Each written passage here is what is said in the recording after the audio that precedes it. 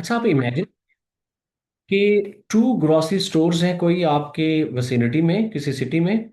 और वो जो टू स्टोर्स हैं सेम प्रोडक्ट सेल करते हैं। दोनों के जो प्रोडक्ट की प्राइसेस हैं वो सेम हैं। और इसी तरह दोनों के जो कस्टमर्स हैं वो उसी सिटी में जो है वो रिहायश रखे हुए हैं। अब एक स्टोर जो है वो कुछ अरसे के बाद जरा रिचर हो जाता है, यानी कि with the passage of the time वो रिचर होता जाता है, यानी कि हर गुजरते साल के साथ। जबकि दूसरा जो स्टोर है उसको एफर्ट करना पड़ती है सरवाइव करने के लिए। ये ऐसा क्यों है, आप जरा सोचिए। अपनी राय का इजहार कमेंट सेक्शन में जाकर आप कर सकते हैं कि इसकी क्या रीजन हो सकती पॉसिबल। तो आपके माइंड में शायद आंसर इसका आ रहा हो कि प्रॉफिट। इसका आंसर प्रॉफिट नहीं है। इसका आंसर जो है वो लाई करता है बिजनेस की, कि मैनेजमेंट कितना एफिशिएंटली मैनेज कर रही है, चीजों को देख रही है, किन चीजों को, किन एक्टिविटीज को, अपने मनी को, इन्वेंट्री को, कस्टमर्स को और सप्लायर्स को। इट मीन्स कि मैं बात कर रहा हूं एक्टिविटी की। किस एक्टिविटी की? बिजनेस की नॉर्मल एक्टिविटी क्या होती है? बिजनेस नॉर्मली क्या करता है? बाय किया और सेल किया। बाय कहाँ से किया? सप्लायर से। सेल किन को किया? कस्टमर्स को। क्या बाय किया? इन्वेंट्री। सेल करके क्या रिसीव किया? कैश, यानी कि मनी। और वही कैश अपने सप्लायर को पे कर दिया। तो ये बिजनेस की नॉर्मल एक्टिविटी है। और ये किन हेड्स के अराउंड जो है वो मूव होती रहती है, जो मैंने अभी नेम दिया। It means this matters a lot कि बिजनेस कितना एफिशिएंटली, कितना बेटर वे में, कितना एफिशिएंटली मैनेज कर रहा है किन को? अपने मनी, इन्वेंट्री, कस्टमर्स और सप्लायर्स को। तो जी आज हम इन्हीं हेड से कुछ जो रेशोज ड्राइव होती है जिन्हें हम कहते हैं एक्टिविटी रेशोज, जिनका दूसरा नेम एसेट मैनेजमेंट या एफिशिएंसी रेशोज भी दिया जाता है, उनकी बात करेंगे। ये रेशो सिंपली हम किन हेड्स की तरफ देखकर ड्राइव करेंगे। हम अपने बात करेंगे कि कस्टमर से कितना क्विकली कंपनी कैश कलेक्ट करती है, कंपनी कितना फास्ट इन्वेंट्री को मूव करती है, और कंपनी कितना वाइजली पे करती है अपने सप्लायर्स को। इन सबसे बढ़कर कंपनी अपने एसेट्स को कितना एफिशिएंटली यूज कर रही है। तो आज हम प्लीज जो ये रेशोज मैंने जिन हेड्स की बात की है इन्हीं को देखते हुए आगे मूव करेंगे। उनमें सबसे पहली जो रेशो है वो है हमारे पास रिसीवेबल टर्नओवर। तो इस वीडियो में आपके साथ में जो डिस्कस करने जा रहा हूं दैट इज रिसीवेबल टर्नओवर। ये रेशो है क्या है, इसका फार्मूला कैसे डिजाइन हुआ, और इसके पीछे लॉजिक क्या है, इसकी इंटरप्रिटेशन क्या है, ये तमाम चीजें मैं इस वीडियो में आपके साथ डिस्कस करूंगा। क्लियर जी? अब आपको आइडिया है कि कंपैटिटिव आज का टाइम है, कंपनीज कस्टमर्स को अट्रैक्ट करने के लिए क्रेडिट पे भी सेल करती हैं। इट मींस बिजनेस के पास कैश के साथ क्रेडिट सेल्स भी एग्जिस्ट करती हैं।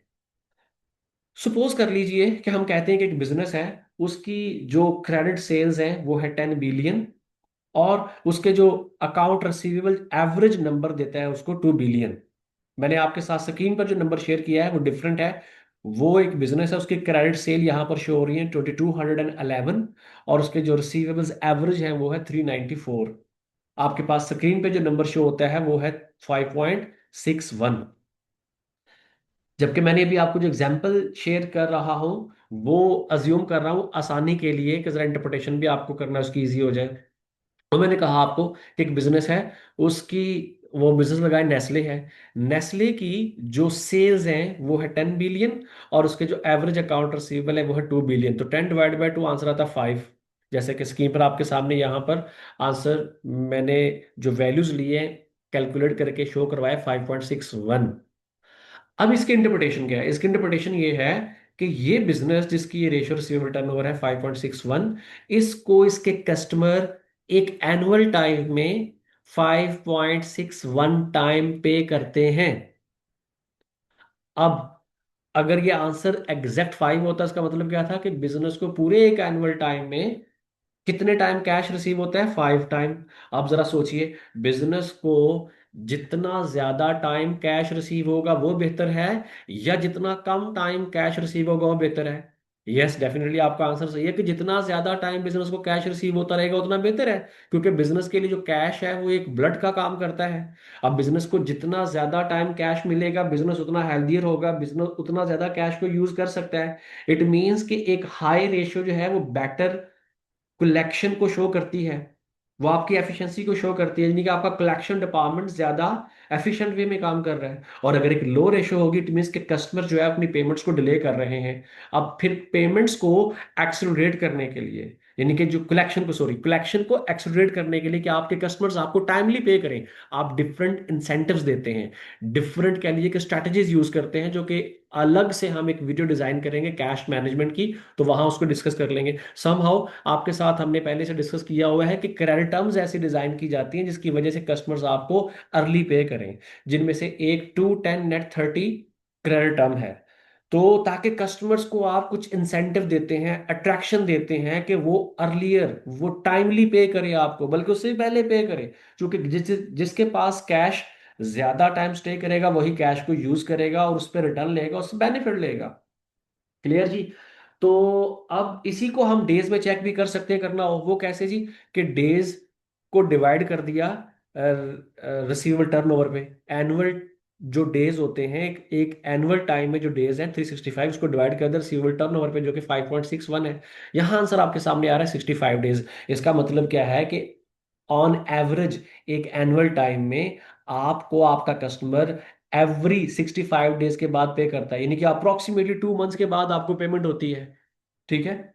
आपको कैश रिसीव होता है कितने डेज के बाद? अप्रोक्सीमेटली 65 डेज के बाद। अब यहां पर देखिए कि हमारे पास कंपैरिजन में बात कर रहा हूँ इंडस्ट्री की, इंडस्ट्री जो है वो भी 65.7 डेज, यानी कि इंडस्ट्री में जो है वो कैश रिसीव होता है कितने टाइम के बाद? 65.7। और जबकि आप 65, यानी कि थोड़ा बेहतर है, आपकी ये जो एवरेज वैल्यूज हैं कंपैरेटिव टू इंडस्ट्री थोड़ी सी बेहतर है। बट ओवर द इयर्स आप देखिए आपने इंप्रूव किया है। पहले आपका ये काफी एक्सटेंडेड टाइम था, 83.6 डेज बीडब्ल्यू फर्म का। और इन्होंने अपने कलेक्शन डिपार्टमेंट पे काम किया, पेमेंट्स जो आपके कस्टमर्स करते थे उनको एक्सेलरेट किया, और टाइमली पेमेंट्स आपको होना शुरू हो गई।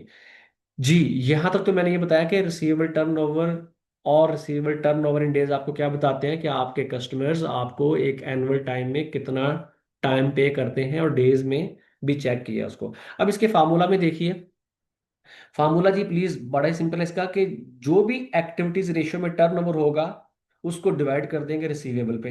अब टर्नओवर रिसीवेबल का किसमें होता है? नेट क्रेडिट सेल से होता है। तो net credit sales divide by receivable, एक बात। दूसरी बात, जब भी इनकम स्टेटमेंट के अकाउंट को कंपेयर करेंगे बैलेंस शीट के अकाउंट के साथ, तो जो बैलेंस शीट का अकाउंट होगा उसके साथ आप वर्ड यूज करेंगे एवरेज। सो आपको यहां पर क्या यूज करना पड़ेगा? आपको यहां पर जो वर्ड है वो यूज करना पड़ेगा एवरेज का रिसीवेबल के साथ। उसकी क्या रीजन है? उसकी रीजन ये है कि जो इनकम स्टेटमेंट का अकाउंट होता है वो एक पीरियड के रिजल्ट को शो करता है, जबकि जो बैलेंस शीट का अकाउंट होता है वो एक स्पेसिफिक पॉइंट ऑफ टाइम के रिजल्ट को शो करता है। यानी कि बैलेंस शीट का जो अकाउंट है वो स्टॉक अकाउंट है, और जो इनकम स्टेटमेंट का अकाउंट है वो फ्लो अकाउंट है। इनकम स्टेटमेंट में जो सेल्स लिखी हुई है जनवरी से लेकर दिसंबर तक के रिजल्ट्स को ये शो करती है। जबकि जो रिसीवेबल बैलेंस शीट में लिखे होते हैं, ये अगर जनवरी की बैलेंस शीट है तो जनवरी के ही रिसीवेबल्स हैं, और अगर दिसंबर की बैलेंस शीट है तो जस्ट दिसंबर के रिसीवेबल्स हैं। So in order to compare January with the January to December, आपको फिर जो बैलेंस शीट के अकाउंट है उसको जनवरी और दिसंबर वाले की एवरेज लेना पड़ेगी। आई रिपीट, सेल जनवरी से लेकर अगर दिसंबर तक की है, उसमें रिफ्लेक्शन पूरे 12 मंथ की है। तो आप ये नहीं कर सकते कि जो बैलेंस शीट का अकाउंट है, अकाउंट रिसीवेबल है, वो जस्ट जनवरी का पिक कर लें या जस्ट दिसंबर का पिक कर लें। आपको फिर कंपैरिजन करने के लिए जनवरी और दिसंबर की वैल्यूज की एवरेज लेनी पड़ेगी। सो दैट्स व्हाई जब भी रेशियोज में आप एक इनकम स्टेटमेंट के अकाउंट को कंपेयर करें with the balance sheet account, तो जो बैलेंस शीट का अकाउंट है उसके साथ आपको वर्ड एवरेज का एड ऑन करना पड़ेगा। तो फार्मूला क्या बन गया जी?